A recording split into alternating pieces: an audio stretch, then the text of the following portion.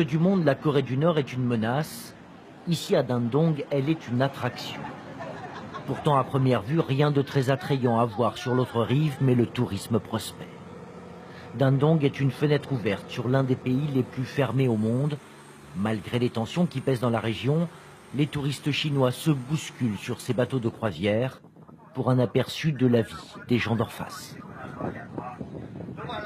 Nous venons d'entrer en territoire nord-coréen. Vous pouvez louer des jumelles si vous voulez voir de plus près comment ils vivent. Une balade d'une demi-heure pour remonter le temps, croiser des sentinelles armées. Les militaires nord-coréens sont omniprésents, même en race campagne. Ou voir ces agriculteurs d'un kolkhoz qui travaillent encore les champs à la charrue. On voit vraiment qu'ils ne sont pas riches. Ils sont très en retard sur nous. Retour à Dandong, où l'amitié sino-nord-coréenne s'affiche un peu partout.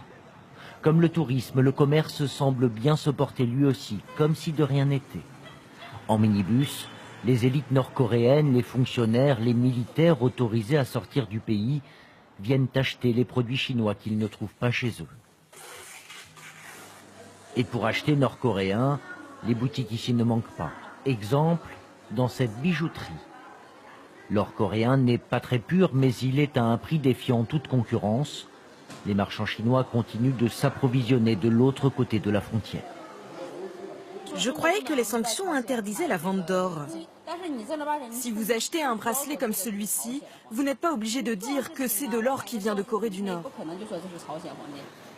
Car en principe, l'or, comme les produits de la mer venant de Corée du Nord, sont bannis depuis les sanctions de l'ONU.